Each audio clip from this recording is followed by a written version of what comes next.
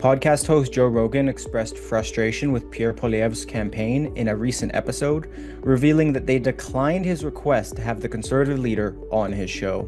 Elections Canada told True North that it had warned the Liberals about ballot padding concerns in 2024, as Conservative leader Pierre Poilievre may face off 200 protest candidates in his race to be re-elected. The plan to offset the impact of U.S. tariffs by increasing exports to Europe seems to be ineffective, as the latest data for March shows a net decline in global exports. Hello Canada, it's Thursday, May 8th, and this is the True North Daily Brief. I'm Isaac Lamoureux. And I'm Geoff Knight. We've got you covered with all the news you need to know. Let's discuss the top stories of the day and the True North exclusives you won't hear anywhere else. Popular podcast host Joe Rogan revealed in a recent episode of the Joe Rogan Experience that he invited Conservative leader Pierre Poilievre onto the show but was turned down by the campaign. Podcasters and Conservative commentators are sharing a clip from Rogan's most recent episode with outdoorsman and athlete Cameron Hanes. In it, Rogan expressed frustration with what he considered a political misstep by Poilievre's campaign team. Rogan began the exchange by highlighting debanking, a practice where banks restrict access to financial services for individuals based on their political views. Haines immediately drew a parallel to Canada's 2022 Freedom Convoy.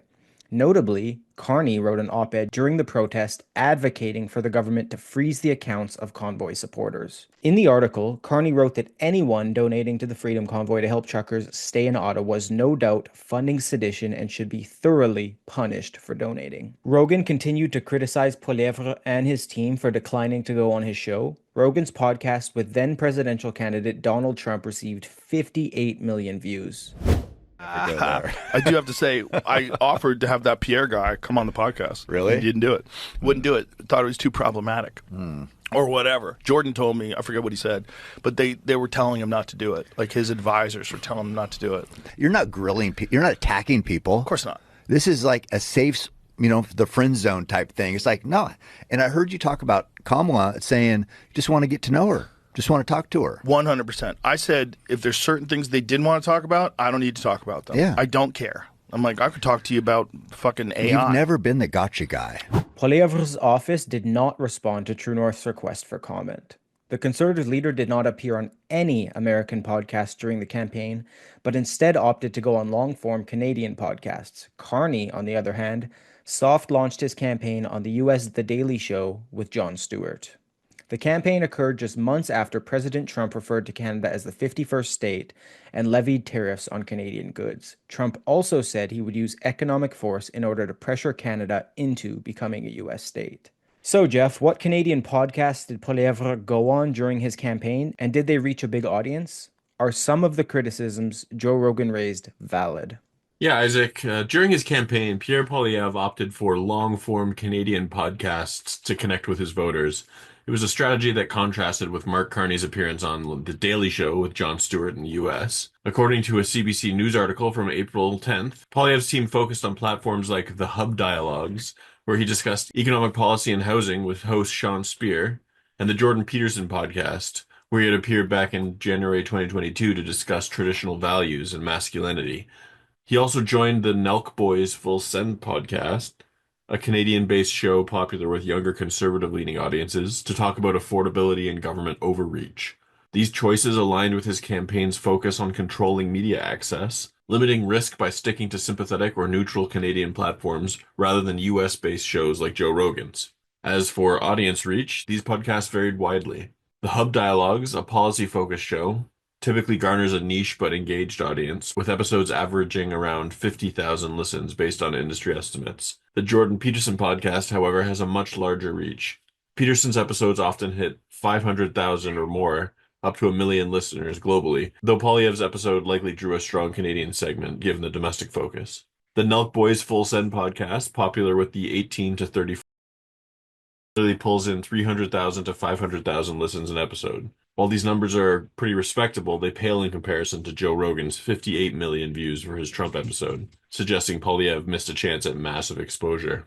Rogan's frustration with Poilievre seems justified. His absence likely limited his ability to counter Carney's narrative on a global stage during a critical campaign moment. Yeah, one thing I'll just add quickly, Geoff, is in relation to President Donald Trump's victory. Some people who are watching the celebrations and whatnot from the lens of not of a journalist might not have noticed this, but just in the way the cameras were panning and things that were discussed shortly thereafter, Trump's son, Barron Trump, was in a way highlighted as the mastermind behind the campaign because, of course, he was Donald Trump's podcast advisor and I think also involved in some social media. And something where Trump succeeded that Poilievre might see as a failure is definitely reaching such vast audiences through these podcasts. Elections Canada warned Liberals to stop ballot exploitation. Now, Conservative leader Pierre Poilievre's comeback race risks being hijacked by 200 protest candidates. The chief electoral officer warned the Liberals last year to amend the law and prevent ballot exploitation. However, the call went unanswered. Now, Elections Canada tells True North the concerns remain, and Poilievre's upcoming by-election may see him fall victim again to ballot padding. A protest group behind Canada's longest ever election ballots is now targeting the Alberta riding of Battle River Crowfoot, aiming to run up to 200 candidates in the by-election Poilievre hopes will see him return to Parliament. Poilievre lost his long-held Carleton seat to Liberal candidate Bruce Fanjoy after the longest ballot committee contributed to a 1-meter-long ballot with 91 candidates. The same group has begun recruiting candidates to appear on the Battle River Crowfoot ballot, the 91-name ballot in the recent federal election tied to a Canadian record, matching a ballot influenced by the same group in a 2024 Quebec by-election. The group said in an email, quote, "In the past few days, we've received dozens and dozens of emails from people asking to join the ballot for the upcoming by-election in Battle River Crowfoot. We will do our best to make a long ballot happen if we get at least 200 people signing up to be candidates." The committee confirmed that each candidate needs 100 local voters to nominate them, but that candidates do not need to live in the riding and that it's free to enter the election as a candidate. The electoral district had an estimated population of 107,979 in 2021. Elections Canada states that the 100 people who consent to a person's candidacy have to be qualified electors and live in the electoral district where the candidate intends to run. A spokesperson for Elections Canada told True North the Elections Act does not prohibit someone from being an official agent for more than one candidate, and that any change to that law would require an act of Parliament. The spokesperson added that without new legislation, any candidate who fulfills all the conditions for candidacy will have their name included on a ballot, assuming they're a Canadian citizen over the age of 18 years old. So, Isaac, are there simple legislative changes that could fix this issue? What exactly is this issue protesting? Yeah, Geoff, there are. More interestingly, Elections Canada has asked the Liberals to make the changes, but obviously that hasn't happened. For example, the 2024 by-election in Quebec that saw the group protest it and a subsequent ballot with 91 candidates, which was the record that Poilievre's ballot recently tied in the federal election. Just a few months after that, the chief electoral officer highlighted his concerns at a committee hearing. He said, quote, "In the case of the longest ballot initiative, we have seen nomination papers for the various participating candidates signed by the same electors. This indicates that voters who sign the nomination papers are not supporting the nomination of a particular candidate, but rather the idea of having as many candidates as possible, whomever they may be, consistent with the goals of the longest ballot initiative." The chief electoral officer added that he wrote to the Minister of Intergovernmental Affairs, Dominic LeBlanc, to request that voters can only support the nomination papers of one candidate, among other concerns. However, of course, that request went unanswered. Then Elections Canada told True North, quote, "These same concerns and recommendations would apply to the upcoming by-election if it were another long ballot situation." And as you mentioned, Geoff, the change would require an act of Parliament to overhaul. The longest ballot committee is protesting what they see as flaws in our current voting system, specifically the first past the post system. They want to replace it with a proportional representation, which is a system where the share of seats a party gets in Parliament matches the share of votes they receive. So if a party gets 30% of the vote, they get 30% of the seats, which, of course, the goal with that is to make every vote count equally and ensure that representation in government reflects how people actually voted. Also, there used to be a requirement to pay $1,000 to be a candidate, but obviously that was removed and no longer exists. So there's a long list of options that could be implemented to combat this ballot padding, but we'll have to see if anything is done under this Liberal government. Canadian global exports declined in March despite a double-digit surge in trade with the UK, Germany, and other European nations as part of a continued plan to offset reliance on the US.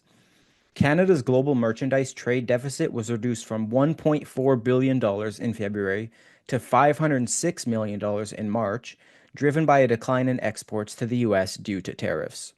While exports to countries elsewhere jumped by nearly 100% since February, Canada's reliance on the American market was still dramatically felt as total exports declined by 0.2%.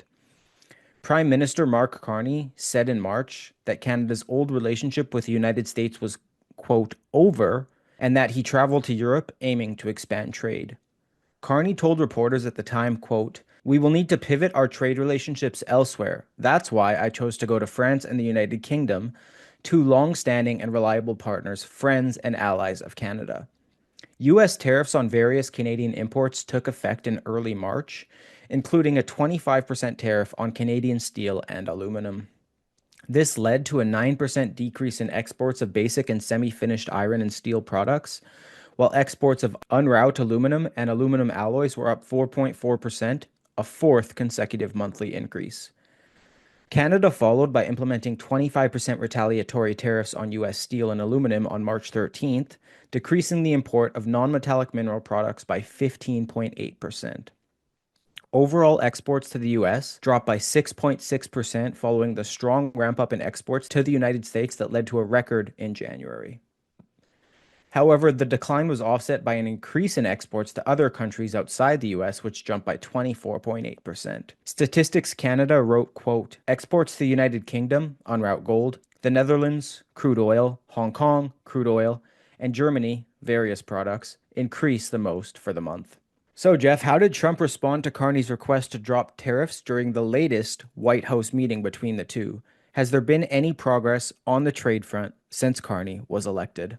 Yeah, during the White House meeting, Trump responded pretty dismissively to Mark Carney's request to drop tariffs on Canadian goods. Trump stated that Carney couldn't say anything to persuade him to lift the U.S. tariffs, which included a 25% levy on Canadian steel and aluminum.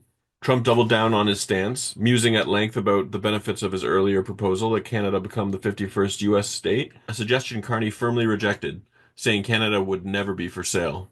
This exchange highlighted the ongoing trade tensions, with Trump showing no willingness to budge, instead using the meeting to push his narrative of economic dominance over Canada. Since Carney's election as prime minister with the minority government, progress on the trade front has been limited and largely one-sided. Canada implemented retaliatory tariffs on U.S. steel and aluminum, which led to a 15.8% drop in imports of non-metallic mineral products. However, there's been no sign of de-escalation from the U.S. side. Trump even told reporters that Carney was looking to make a deal, but no updates on trade talks were provided. Meanwhile, Carney's pivot to Europe, highlighted by his March trip to France and the UK, has yielded some results, with exports to non-US countries jumping 24.8% in March. But with US exports still dropping 6.6% due to tariffs and total exports down 0.2%, the trade front remains strained, with no immediate breakthroughs since Carney took office. That's it for today, folks. Thanks for tuning in. You can stay on top of new episodes every weekday by subscribing to the Daily Brief on iTunes and Spotify. Also, while you're at it, make sure to hit us with a 5-star rating and please leave a review.